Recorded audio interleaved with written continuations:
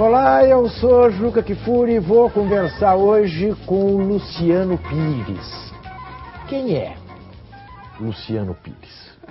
Já é uma pergunta? É uma pergunta. É a mais difícil do programa. Aliás, é a única pergunta difícil. Essa é complicada. Essa é complicada. Bom, eu vou começar do início, né? Eu sou um executivo que acaba de virar empresário e que no ano 2000 resolveu fazer uma virada e começar a fazer umas coisas diferentes, novas, e fiz uma viagem muito louca, né? E essa viagem muito louca acabou determinando o rumo da minha vida e eu acabei virando um monte de coisa. Hoje eu sou radialista, eu sou cartunista, eu sou escritor, eu sou jornalista, eu sou uma multiplicidade de coisas. Eu sou multimídia, pronto. O Luciano Pires é formado em jornalismo. Começou a vida dele como jornalista. Virou publicitário. Teve a própria agência. Sim. Começou a trabalhar com os outros, sim, como sim, só ia acontecer. Teve a própria agência. Sim. Né? É habilidosíssimo no cartoon, nascido em Bauru. Estamos em época de... Acabamos, né, de assistir o X Games. É um praticante de esportes radicais. Entendeu? Com esse físico que você está vendo. Né? Porque ele simplesmente resolveu chegar ao pico do Everest. Pico não. Sim. Não. Sim. Mas chegou ao Everest. Cheguei. E esse é o grande lance. Esse é o grande lance. Chegou ao Everest como qualquer um de nós pode chegar ao Everest. E a gente, em regra, não acredita nisso, né? Que a gente possa chegar. Pode. Ele conta como. Por que você resolveu chegar? Sabe, você está certo, né? A ideia inicial é a seguinte: eu quero ir para o pico do Everest. Claro, evidente. Bom, mas eu vou chegar onde é possível que eu chegue. Era impossível. Isso, era impossível. Isso. Quando eu tive isso é um amor muito antigo. Eu lia muito a respeito dos grandes aventureiros, do pessoal que chegou ao Polo Norte e Polo Sul, o pessoal que chegou na Lua a primeira vez. E uma das histórias dizia respeito aos caras que chegaram a primeira vez no topo do Everest, né? Isso. Eu li todas essas histórias, gostei muito delas, e ao longo do tempo eu fui vivendo o sonho de um dia percorrer esses caminhos. Por onde esses caras foram? Imaginar como é que esses caras faziam isso há 40 anos atrás, né? Se hoje é difícil, imagina o que era há 40, 50, 60, 70 anos atrás. E em 1997 eu tive a chance de ir para os Estados Unidos e lá eu assisti um documentário. E assisti um documentário num cinema IMAX, que é uma experiência inigualável, né? E o documentário falava do Everest, mostrava imagens fabulosas e contava a história de uma turma que estava subindo a montanha e mostrava ali o momento em que aconteceu uma grande tragédia. Era 1996 e teve um dia, 10 de maio de 96, quando vários alpinistas tentaram chegar ao topo, atrasaram a caminhada deles, chegaram muito tarde, na hora de voltar o tempo virou e morreram 12 pessoas naquele dia. Foi uma grande tragédia, né? E aquilo chamou muito minha atenção, eu acabei voltando ao Brasil, comprei um livro que conta essa história, o livro chama-se No Ar Rarefeito. Eu li o livro e aquilo ampliou ainda mais a curiosidade, e eu botei na minha cabeça que eu queria ir para lá, né? Mas o que eu era naquela época? Eu era um executivo de uma multinacional, completamente sedentário, sem ter nenhuma experiência nessa área de esporte de aventura, e eu sabia que se eu fosse lá para chegar no pico do Everest, eu ia morrer no meio do caminho, porque eu não tinha nem o treinamento, nem as habilidades, nada, nem o conhecimento. E eu desisti, mas eu tentei, falei, bom, até onde dá para ir? Onde é que uma pessoa comum consegue ir sem ter que ser um atleta, né, treinado no Everest? E eu descobri que dava para ir para o campo base do Everest, que é uma trilha muito famosa, muito conhecida no Nepal. Você caminha até o acampamento que fica no pé da montanha, e desse acampamento o pessoal escala o Everest. O detalhe interessante é que esse acampamento fica a 5.350 metros de altura. São 9 dias só para ir, com uma mochila nas costas, em cima de neve, de gelo, e nas montanhas mais íngremes do mundo, né? Era um desafio e tanto. E eu acabei aceitando esse desafio e fui tentar fazer essa viagem. E aí eu conto essa história num livro, né? Onde eu digo, como é que você sai da tua pasmaceira, do cara que não tem nenhum preparo para ir fazer uma viagem dessa, que inclui alguns riscos, é uma coisa assim bastante diferente do nosso dia a dia. E eu fui.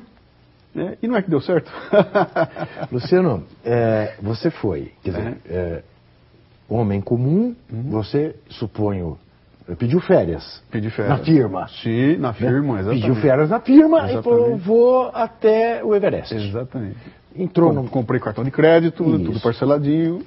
E a essa altura você já era pai de 2 filhos? Sim, já era pai de 2 filhos. Já tinha 44 anos de idade. Sim, né? Então você falou para sua queridíssima mulher e para os seus 2 filhos, O maridão aqui, o papai vai fazer uma aventura. Eu me impus esse desafio, vou ao Everest.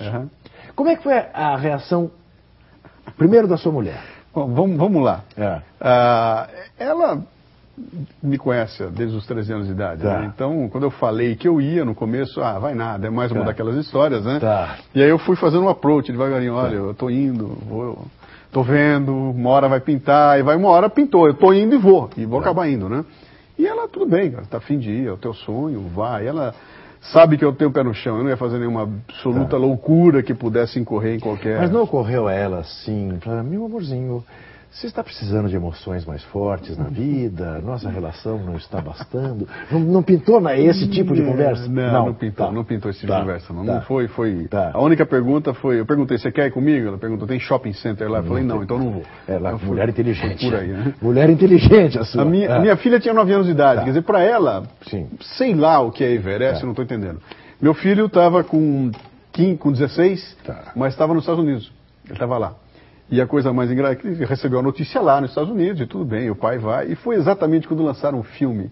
Eu não me lembro o nome do filme agora, mas é um filme que se passa no K2, é uma família que vai pra lá, o pai morre todo mundo, é um negócio escandaloso, né? E esse filme foi lançado e ele assistiu o filme nos Estados Unidos. Tadinho. E aí ele ligou, vem cá, o que vai rolar, né?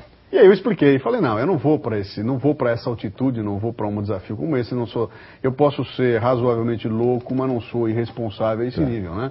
Eu vou fazer uma coisa um pouco diferente do que o pessoal faz. E, Juca, são 40, 50 mil pessoas que vão para lá por ano.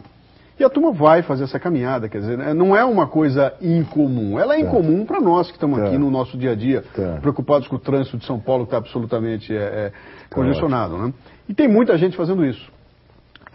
O que eu coloco na minha história é o seguinte, quando a gente escuta essa história, a gente normalmente escuta de grandes aventureiros, né? Sempre é um herói. Pô, é o cara que escalou o topo, o Valdemar Niklevitz. Esse cara fez o topo do Everest. Quem é que consegue fazer isso? É meia dúzia de pessoas que dedicam sua vida a isso, né? Ao Amir Klink, que atravessou o oceano. Quem é que faz isso? É um cara que dedica a sua vida a isso. O Kohlberg teve aqui outro dia, cara, né? O Rally Paris-Dakar. A vida dele é aquilo, quer dizer, o cara coloca a vida dele em função disso. E eu fui fazer uma coisa que não é a minha vida, né? E acho que o grande lance dessa história toda é exatamente essa colocação. Como é que você pega uma pessoa comum e joga numa situação incomum como essa? O que acontece? Então, eu não vou contar histórias de como eu escapei da grande avalanche, porque isso não aconteceu. Você não é um herói. Nada. A minha história é a seguinte, como é que faz xixi a 5 metros de altura, entendeu? O que você come? Que são as pequenas coisas que atrapalham a vida da gente. Congela o xixi? Não, onde eu estava não. Né? Mas lá para cima é complicado, mais para cima é bem complicado. Você tem que ter 1000 cuidados ali, porque o vento é uma coisa de uma agressividade absurda. Para nós que vivemos em país tropical, é um choque absolutamente brutal. Né? Eu tenho um momento da viagem que é uma delícia. Eu fui fazer uma caminhada, eu já estava lá uns 4.000 e tantos metros de altura, e fazendo uma caminhada e completamente paramentado. Eu estava preparado para o que eu fui enfrentar. Então são camadas que você usa, 1, 2, 3 camadas, usa um paravento e tudo mais, e com 3 luvas, né? E eu estou caminhando lá e de repente eu sinto uma picada na minha mão, aqui, nesse lugar da mão, picada mesmo, né?